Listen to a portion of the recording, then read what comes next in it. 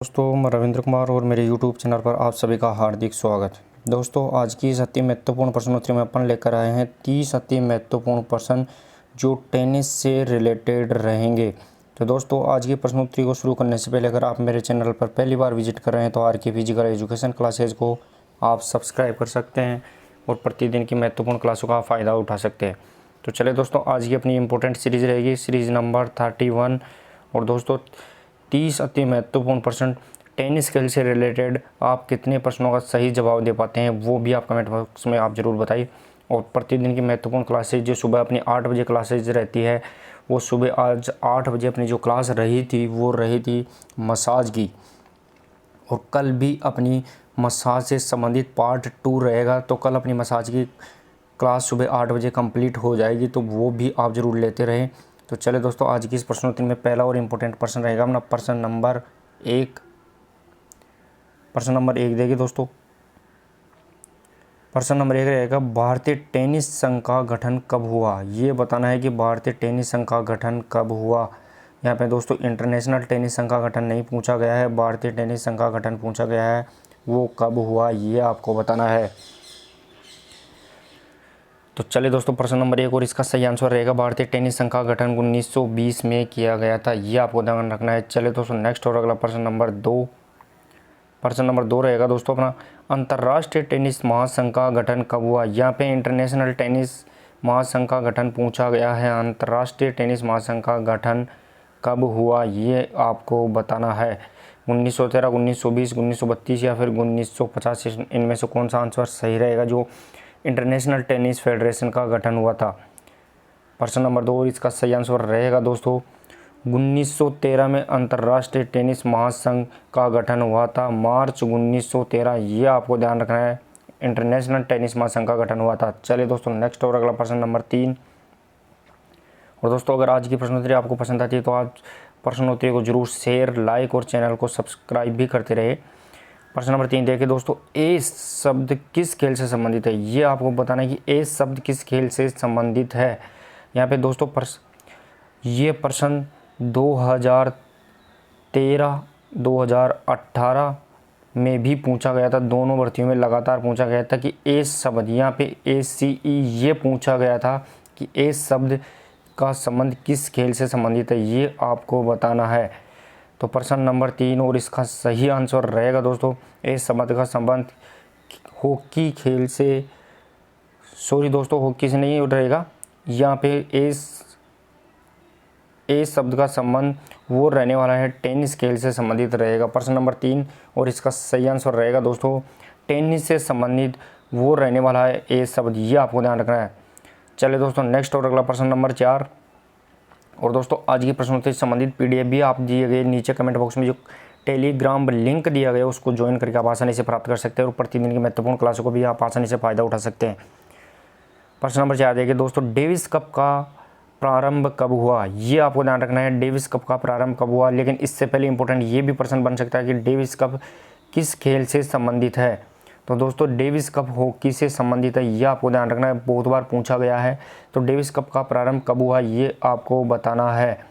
1877, 1932, 1900 या फिर 1867, इनमें से कौन सा आंसर सही रहेगा जो डेविस कप का प्रारंभ हुआ था। और प्रश्न नंबर 4 का सही आंसर रहेगा दोस्तों सन 1900 में डेविस कप का प्रारंभ किया गया। चले दोस्तों, नेक्स्ट और अगला प्रश्न नंबर 5। प्रश्न नंबर 5 देखिए दोस्तों, अंतर्राष्ट्रीय टेनिस महासंघ का मुख्यालय कहाँ है। ये आपको बताना है कि इंटरनेशनल टेनिस महासंघ का मुख्यालय कहाँ है। दोस्तों, इससे पहले अपन ने प्रश्न भी देख लिया था कि इंटरनेशनल टेनिस महासंघ का गठन कब हुआ था। ये आपको ध्यान रखना है कि इंटरनेशनल टेनिस महासंघ का गठन 1913 में हुआ था, लेकिन ये इसका मुख्यालय कहाँ है ये पूछा गया है। तो इंटरनेशनल टेनिस महासंघ का मुख्यालय Paris France, Lausanne Switzerland, London England या फिर चेन्नई भारत, इनमें से कौन से देश में इंटरनेशनल टेनिस महासंघ का मुख्यालय ये आपको बताना है। तो प्रश्न नंबर 5 और इसका सही आंसर रहने वाला है दोस्तों लंदन इंग्लैंड में इंटरनेशनल टेनिस महासंघ का मुख्यालय रहेगा। चले दोस्तों, नेक्स्ट और अगला प्रश्न नंबर 6।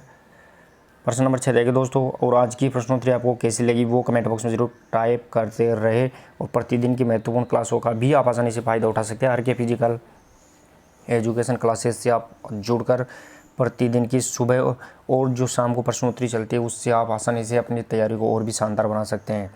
प्रश्न नंबर 6 रहेगा दोस्तों, कौन सा ग्रैंड स्लैम रोनाल्ड गैरोस शीर्षक से भी जाना जाता है, यानी इनमें से कौन सा ग्रैंड स्लैम है जो Roland Garros, important, very very important रहेगा दोस्तों, रोनाल्ड गैरोस शीर्षक के नाम से भी जाना जाता है, ये पूछा गया है। तो कौन सा ग्रैंड स्लैम रोनाल्ड गैरोस शीर्षक के नाम से जाना जाएगा, तो Wimbledon, French open, US open या ऑस्ट्रेलियन ओपन, इनमें से कौन सा आंसर सही रहेगा जो रोनाल्ड गैरोस के नाम से जाना जाएगा। प्रश्न नंबर 6 और इसका सही आंसर रहने वाला है वो दोस्तों, फ्रेंच ओपन को रोनाल्ड गैरोस के नाम से जाना जाता है, ये आपको ध्यान रखना है। चलिए दोस्तों नेक्स्ट और अगला प्रश्न नंबर 7। प्रश्न नंबर 7 रहेगा दोस्तों अपना, कौन से कप का संबंध टेनिस से नहीं है, ये आपको बताना है कि इनमें से कौन सा कप है जिसका संबंध टेनिस खेल से नहीं है, ये आपको बताना है। वेरी वेरी इंपॉर्टेंट रहेगा दोस्तों, ऐसे प्रश्नों में आपको सभी खेलों से संबंधित ट्रॉफियों को याद रखना जरूरी होता है, यानी जितनी भी ट्रॉफियाँ खेलों से संबंधित ट्रॉफी होती है उनको याद रखना पड़ता है, तब जाके ऐसे प्रश्नों का आसानी से जवाब दिया जा सकता है। तो कौन से कप का संबंध टेनिस से नहीं होगा, Rod Laver Cup, Hopman Cup, Davis Cup या फिर रंगास्वामी कप, इनमें से कौन सा रहेगा। तो प्रश्न नंबर 7 और इसका सही आंसर रहने वाला है दोस्तों, रंगास्वामी कप टेनिस से रिलेटेड नहीं रहेगा, यह आपको ध्यान रखना है। चलिए दोस्तों नेक्स्ट और अगला प्रश्न नंबर 8। प्रश्न नंबर 8 रहेगा अपना, टेनिस खेल को अन्य किस नाम से जाना जाता है, ये आपको बताना है कि टेनिस को अन्य नाम यानी उपनाम कौन सा है, ये भी इम्पोर्टेंट रहेगा दोस्तों कि टेनिस खेल को किस नाम से जाना जाता है, गेरास बॉल, पिंग पोंग, जू द पॉम या जू द वॉलेट, इनमें से कौन सा नाम है जो टेनिस का उपनाम रहेगा। प्रश्न नंबर 8 और इसका सही आंसर रहने वाला है जू द पॉम, ये टेनिस का उपनाम रहेगा, ये आपको ध्यान रखना है दोस्तों। प्रश्न नंबर 8 और इसका सही आंसर रहने वाला है जू द पॉम को टेनिस के उपनाम से जाना जाता है, ये भी आपको ध्यान रखना है। चले दोस्तों नेक्स्ट और अगला प्रश्न नंबर रहेगा अपना 9। और दोस्तों आज की प्रश्नोत्तरी आपको कैसी लगी वो भी आप कमेंट बॉक्स में अपना कमेंट जरूर देते रहे। डबल फॉल्ट शब्द किस खेल से संबंधित है, प्रश्न नंबर 9 पूछा गया है दोस्तों, यहाँ पे डबल फॉल्ट किस खेल से संबंधित है, ये भी आपको ध्यान रखना है। डबल फॉल्ट किस खेल से संबंधित है, ये पूछा गया है। डबल फॉल्ट यहाँ पे बैडमिंटन, शतरंज, जूडो, टेनिस, इनमें से किस खेल से संबंधित रहेगा कि डबल फॉल्ट की शब्दावली। और दोस्तों प्रत्येक खेल से संबंधित शब्दावली वेरी वेरी इंपॉर्टेंट शब्द भी आपको याद रखना है, यानी शब्दावली से रिलेटेड एक प्रश्न अनिवार्यतः पूछा ही जाता है, ये भी आपको ध्यान रखना है। तो डबल फॉल्ट का संबंध किस खेल से संबंधित है, तो प्रश्न नंबर 9 और इसका सही आंसर रहेगा दोस्तों टेनिस से संबंधित रहेगा डबल फॉल्ट। चलिए दोस्तों नेक्स्ट और अगला प्रश्न नंबर 10। प्रश्न नंबर 10 रहेगा दोस्तों अपना, फ्रेंच ओपन प्रतियोगिता की शुरुआत कब हुई, ये आपको बताना है दोस्तों कि फ्रेंच ओपन प्रतियोगिता की शुरुआत कब हुई थी। इंपॉर्टेंट रहेगा दोस्तों, यहाँ पे सबसे पहले मैं आपको बता दूं कि 4 प्रतियोगिताएं मिलकर वो बनती है ग्रैंड स्लैम, ये आपको ध्यान रखना है कि 4 प्रतियोगिताओं का एक साथ जो मिला के बोलते हैं वो ग्रैंड स्लैम से संबंधित शब्दावली होती है। तो 4 प्रतियोगिताओं जिसमें French open, Australian open, Wimbledon और अंतिम होता है यूएस ओपन, इनको चारों को मिलाकर अपन बोलते हैं इसको ग्रैंड स्लैम प्रतियोगिता। तो इनमें से फ्रेंच ओपन प्रतियोगिता की शुरुआत कब हुई थी, ये आपको बताना है। इंपॉर्टेंट रहेगा दोस्तों प्रश्न नंबर 10 और इसका सही आंसर रहेगा दोस्तों 1891 में फ्रेंच ओपन प्रतियोगिता की शुरुआत हुई थी, ये आपको ध्यान रखना है। 1891 में फ्रेंच ओपन प्रतियोगिता इसकी शुरुआत हुई थी। चले दोस्तों नेक्स्ट और अगला प्रश्न नंबर 11। प्रश्न नंबर 11 देखिए दोस्तों, यूएस ओपन प्रतियोगिता का आरंभ कब हुआ था, ये भी आपको बताना है कि यूएस ओपन प्रतियोगिता का आरंभ कब हुआ था। दोस्तों यहाँ पे आपको सीरियल क्रम से याद रखना है कि सबसे पहले विंबलडन आती है, फिर इसके बाद में यूएस आती है, फिर इसके बाद में अपनी जो प्रतियोगिता रहेगी कि जो सबसे पहले विंबलडन, सबसे पुरानी प्रतियोगिता विंबलडन, फिर उसके बाद में यूएस, फिर फ्रेंच ओपन और फिर ऑस्ट्रेलियन ओपन, ये उसके जो उसका ईयर के क्रम के अनुसार रहेगा। ये आपको ध्यान रखना है कि सबसे पहले पुरानी कौन सी है, तो वो विंबलडन, फिर उसके बाद में यूएस, फिर फ्रेंच और लास्ट में सबसे नवीन प्रतियोगिता वो ऑस्ट्रेलियन प्रतियोगिता है, ये आपको ध्यान रखना है। तो इनमें से यूएस ओपन प्रतियोगिता का आयोजन कब किया गया था, ये आपको ध्यान रखना है। कब इसका प्रारंभ हुआ था? तो प्रश्न नंबर 11 और इसका सही आंसर रहने वाला है दोस्तों 1881 में। यह आपको ध्यान रखना है 1881 में US ओपन प्रतियोगिता का प्रारंभ हुआ था। चले दोस्तों नेक्स्ट और अगला प्रश्न नंबर 12 देखिए दोस्तों। प्रश्न नंबर अपना 12 रहेगा, ऑस्ट्रेलियन ओपन प्रतियोगिता का प्रारंभ कब हुआ था? यहाँ पे दोस्तों ऑस्ट्रेलियन प्रतियोगिता का प्रारंभ कब हुआ था ये पूछा गया है। और दोस्तों इंपॉर्टेंट रहेगा, ऑस्ट्रेलियन प्रतियोगिता का प्रारंभ कब हुआ था ये पूछा गया। और सबसे नवीन प्रतियोगिता, हिंट के रूप में अगर आपको बताऊं तो चारों प्रतियोगिताओं से सबसे नवीन प्रतियोगिता वो ऑस्ट्रेलियन प्रतियोगिता रहेगी, ऑस्ट्रेलियन ओपन। तो इसका आयोजन कब किया गया था? प्रथम बार इसका प्रारंभ कब किया गया था? तो प्रश्न नंबर 12 और इसका सही आंसर रहने वाला दोस्तों 1905 में ऑस्ट्रेलियन ओपन प्रतियोगिता का प्रारंभ किया गया था। चले दोस्तों नेक्स्ट और अगला प्रश्न नंबर 13। प्रश्न नंबर 13 रहेगा दोस्तों, कौन सा शब्द टेनिस से संबंधित नहीं है? ये आपको बताना है कि कौन सा शब्द है इनमें से जो टेनिस से संबंधित नहीं है। यहाँ पे दोस्तों नहीं है ये पूछा गया है कि कौन सा शब्द टेनिस खेल से संबंधित नहीं है, ये आपको बताना है। प्रश्न नंबर 13 वेरी इंपॉर्टेंट रहेगा दोस्तों कि कौन सा शब्द टेनिस से संबंधित नहीं है। तो टाई ब्रेकर, एडवांटेज, ड्यूस या हुक, इनमें से कौन सा शब्द रहेगा? तो प्रश्न नंबर 13 और इसका सही आंसर रहेगा दोस्तों हुक शब्द। ये टेनिस से संबंधित नहीं है, ये भी आपको ध्यान रखना है। बाकी टाई ब्रेकर, एडवांटेज और ड्यूस ये तीनों ही शब्द टेनिस से रिलेटेड रहेंगे। प्रश्न नंबर 14। प्रश्न नंबर 14 देखिए दोस्तों, टेनिस खेल में पुरुषों के मैच में कितने सेट होते हैं?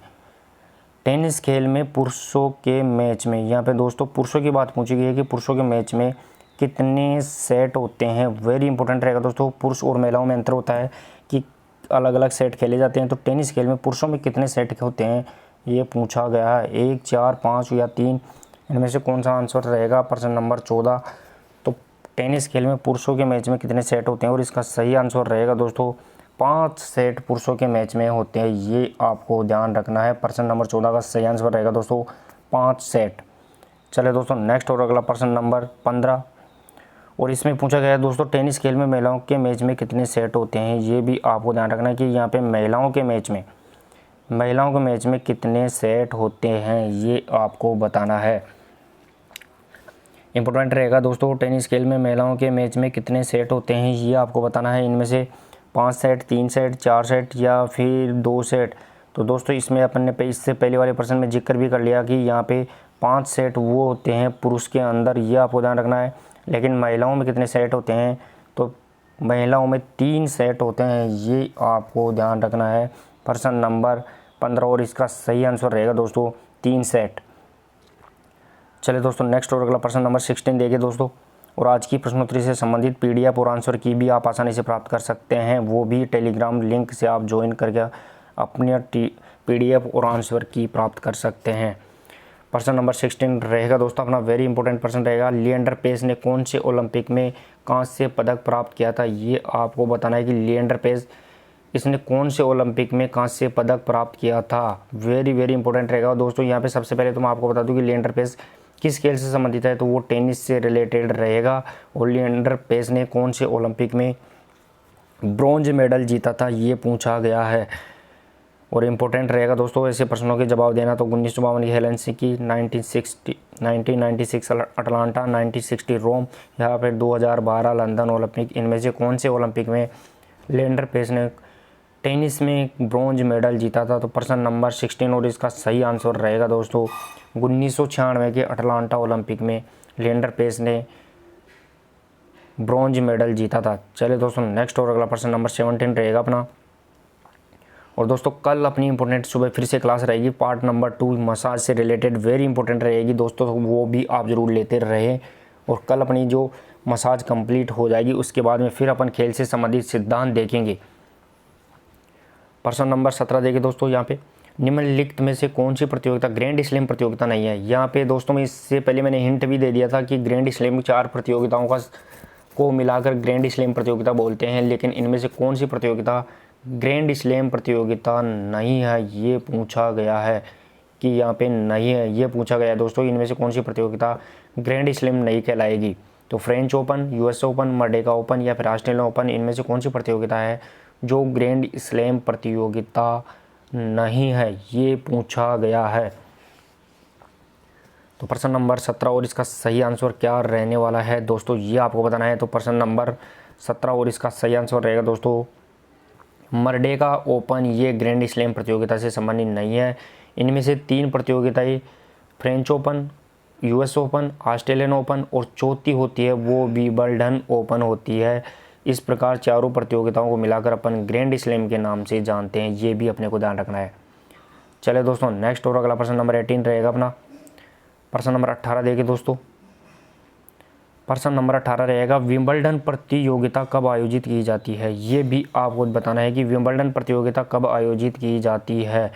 दोस्तों इंपॉर्टेंट, इससे पहले कि आप प्रश्न का आंसर दें, मैं ये एक फैक्ट के रूप में बता दूं कि सबसे पुरानी प्रतियोगिता टेनिस की वो विंबलडन प्रतियोगिता है और ये 1877 में इसका स्टार्टिंग हुआ था, ये भी आपको ध्यान रखना है। लेकिन इस यहाँ पे इसको कब आयोजित किया जाता है, यानी प्रत्येक वर्ष इसका आयोजन कौन से माह में किया जाता है, प्रति वर्ष वो पूछा गया कि प्रति वर्ष इसका आयोजन कौन से महीने में किया जाता है। तो विंबलडन प्रतियोगिता मार्च में, मई में, जुलाई में, सितंबर में, इनमें से कौन से महीने में विंबलडन प्रतियोगिता का आयोजन किया जाता है, ये आपको बताना है। प्रश्न नंबर 18 और वेरी इंपॉर्टेंट रहेगा दोस्तों। तो प्रश्न नंबर 18 और इसका सही आंसर रहेगा दोस्तों जुलाई माह में विंबलडन प्रतियोगिता का आयोजन किया जाता है, ये आपको ध्यान रखना है। चलिए दोस्तों नेक्स्ट और अगला प्रश्न नंबर 19, प्रश्न नंबर 19 रहेगा दोस्तों अपना। टेनिस के एक गेम में कौन सा अंक नहीं होता है, ये बताना है कि टेनिस के एक गेम में कौन सा अंक नहीं होता है। एक गेम में कौन सा अंक नहीं होता है, ये पूछा गया है। इससे पहले दोस्तों मैं आपको ज़रूर बता दूं कि टेनिस में पुरुषों के 5 सेट होते हैं और महिलाओं के 3 सेट होते हैं, लेकिन एक सेट में कितने गेम होते हैं, ये पूछा गया कि एक सेट में 4 गेम होते हैं, यानी 4 गेम को मिला के एक सेट बनता है और एक गेम में कौन सा अंक नहीं होता है, ये पूछा गया है। तो वेरी वेरी इंपॉर्टेंट रहेगा दोस्तों, टेनिस के एक गेम में कौन सा अंक नहीं होता है।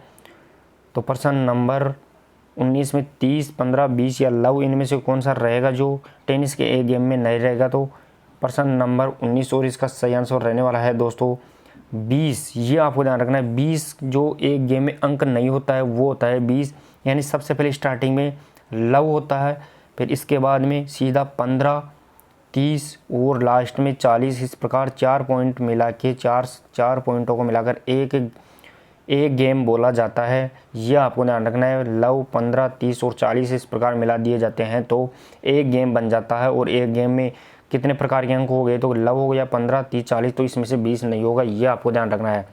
चलिए दोस्तों नेक्स्ट और अगला प्रश्न नंबर रहेगा अपना 20, प्रश्न नंबर 20। और दोस्तों आज की महत्वपूर्ण प्रश्नोत्तरी आपको कैसी लगी वो भी आप कमेंट बॉक्स में अपना जरूर जवाब देते रहे। और प्रतिदिन की महत्वपूर्ण क्लासों की पीडीएफ और आंसर की आप प्राप्त करने के लिए नीचे जो टेलीग्राम लिंक दिया गया है या फिर आर.के. फिजिकल एजुकेशन क्लासेस के नाम से आप टेलीग्राम को ज्वाइन करके आसानी से प्राप्त कर सकते हैं।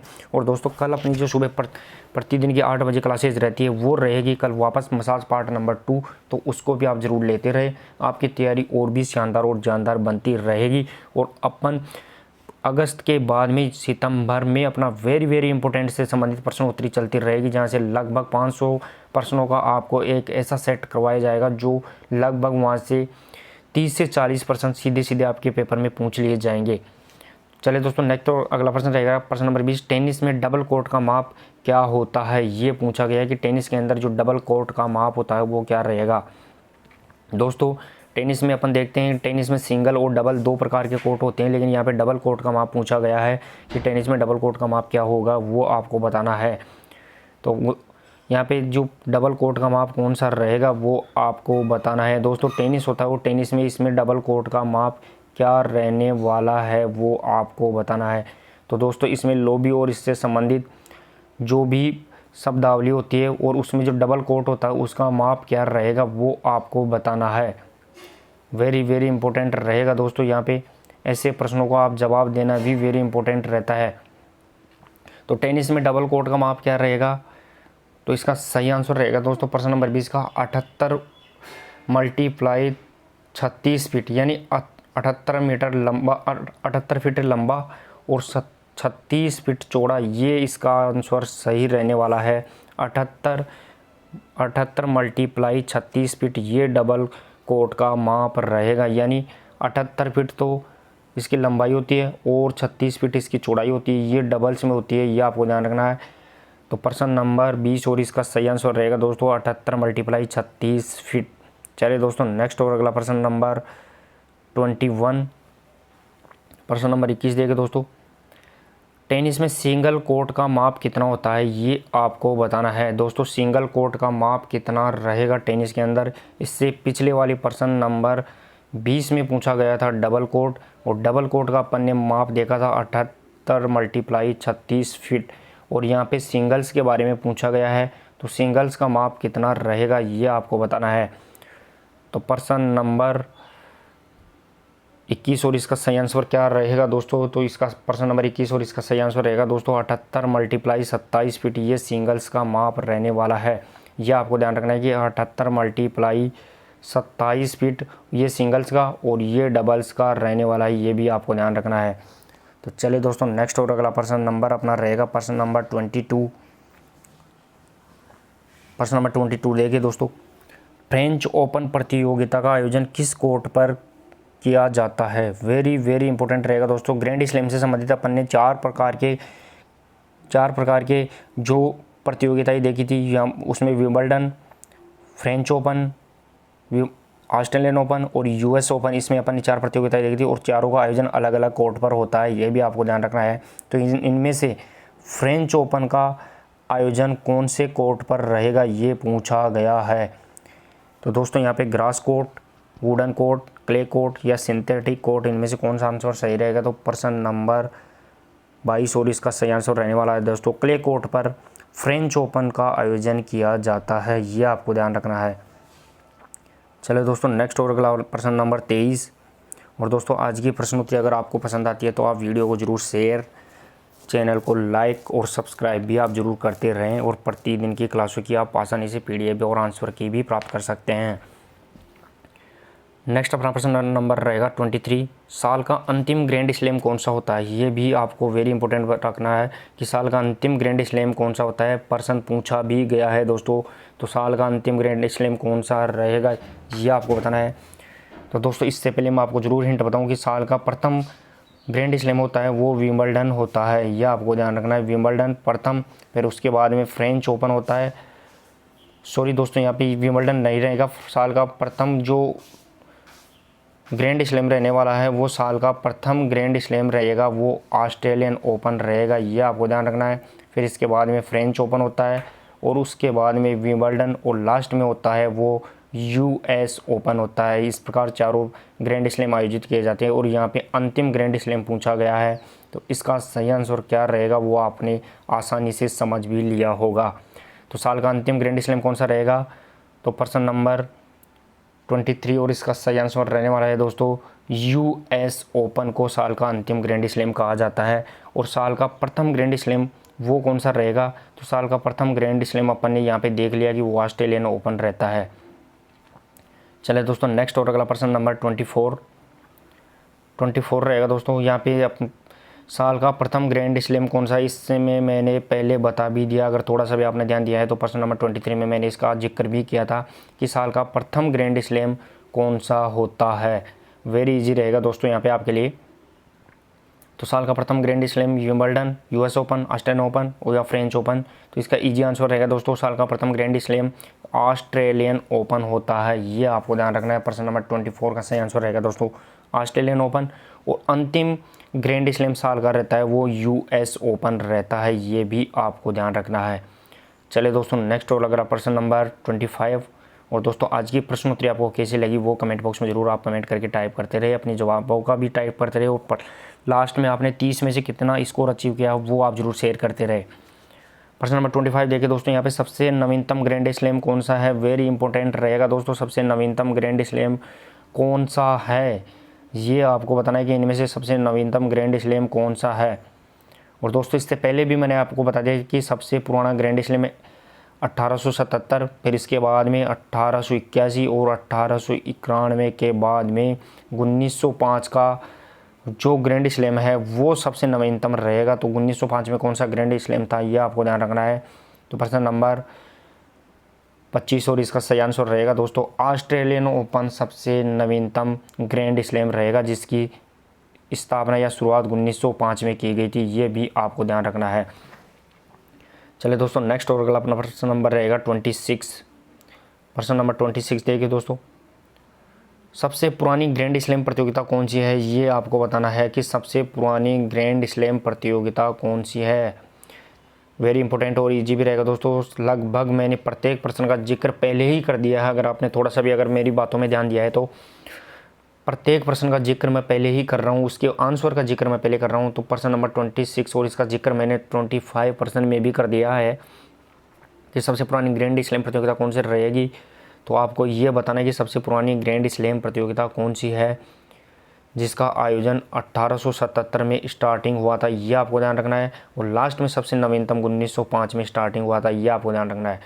तो प्रश्न नंबर 26 और सबसे पुरानी ग्रैंड स्लैम प्रतियोगिता वो रहने वाली है विंबलडन। ये आपको ध्यान रखना है। 26 प्रश्न नंबर का सही आंसर रहेगा दोस्तों विंबलडन। चलिए दोस्तों नेक्स्ट और अगला प्रश्न नंबर 27 रहेगा अपना। प्रश्न नंबर 27 देखिए दोस्तों, महिलाओं की प्रथम विंबलडन प्रतियोगिता कब हुई? यहाँ पे दोस्तों महिलाओं की प्रथम विंबलडन महिलाओं से संबंधित पूछी गई है कि प्रथम विंबलडन प्रतियोगिता कब स्टार्ट हुई थी।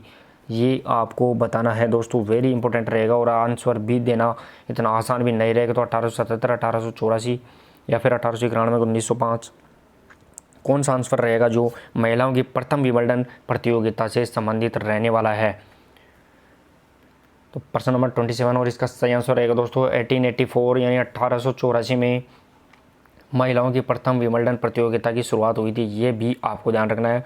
और वैसे अगर पुरुषों की विंबलडन प्रतियोगिता देखें तो वो 1877 में ये स्टार्टिंग हो गई थी। ये भी आपको ध्यान रखना है।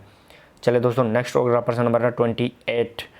प्रश्न नंबर 28 देखिए दोस्तों, प्रश्न नंबर 28 रहेगा, टेनिस खेल में रैकेट की लंबाई कितनी होती है? ये भी आपको ध्यान रखना है कि टेनिस खेल में रैकेट की लंबाई पूछी गई है दोस्तों। यहाँ पे रैकेट की लंबाई कितनी होती है? तो दोस्तों टेनिस खेल में जो रैकेट होता है, इस रैकेट की लंबाई कितनी होती है ये आपको बताना है कि टेनिस खेल में जो रैकेट होता है, इस रैकेट की लंबाई कितनी होती है, ये पूछा गया है। तो प्रश्न नंबर 28 और इसका सही आंसर क्या रहेगा?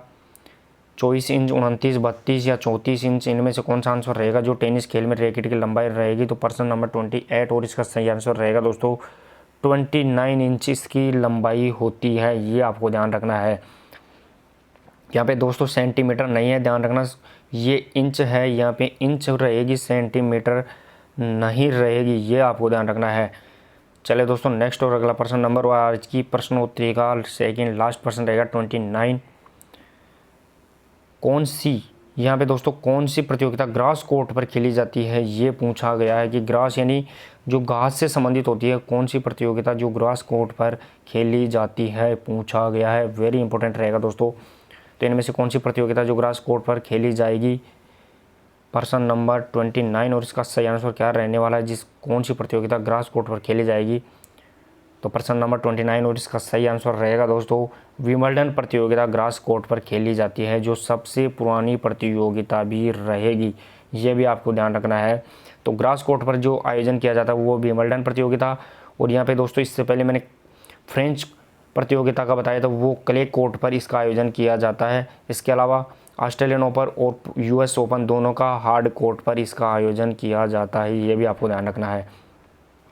तो चले दोस्तों नेक्स्ट और आज की प्रश्नोत्तरी का लास्ट प्रश्न रहेगा अपना प्रश्न नंबर 30।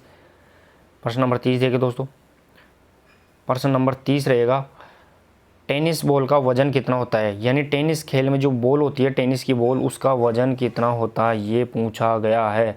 इंपॉर्टेंट रहेगा दोस्तों कि टेनिस बॉल का वजन कितना होता है, ये आपको बताना है। तो प्रश्न नंबर 30 और इसका आंसर रहेगा 5, 6, 7, फिर दूसरे वापस से दोबारा से 5, 8, 5, ये इसका आंसर सही रहेगा। 5, 6, 7 ये आपको ध्यान रखना है, कंटिन्यू 5, 6, 7। तो इसका सही आंसर रहेगा वो रहने वाला है दोस्तों 56.7 से 58.5 ग्राम। ये आपको ध्यान रखना है, ग्राम में रहेगा। 56.7 से 58.5 ग्राम यानी 5, 6, 7, 5, 8, 5 ये ग्राम इसका सही आंसर रहने वाला है। तो चले दोस्तों, 30 प्रश्नों का एनालिसिस किया है और 30 में से कितने प्रश्नों का सही जवाब दिया है वो आप जरूर कमेंट बॉक्स में टाइप करें। और अगर आज की प्रश्नोत्तरी आपको पसंद आई है तो इसको शेयर, वीडियो को शेयर, चैनल को लाइक और सब्सक्राइब भी जरूर करें। और प्रतिदिन की क्लास से संबंधित कल अपनी इंपॉर्टेंट सुबह 8 AM पर जो क्लास रहेगी वो मसाज पार्ट नंबर 2 रहने वाला है। तो वेरी इंपॉर्टेंट रहेगा दोस्तों। कल की क्लास में भी सीधे सीधे 2 नंबर आपके पक्के होंगे, यानी 1% सीधा पूछा ही जाएगा। तो मिलते हैं दोस्तों कल फिर एक नई क्लास के साथ सुबह 8 AM पर। तब तक के लिए धन्यवाद। Thank you so much.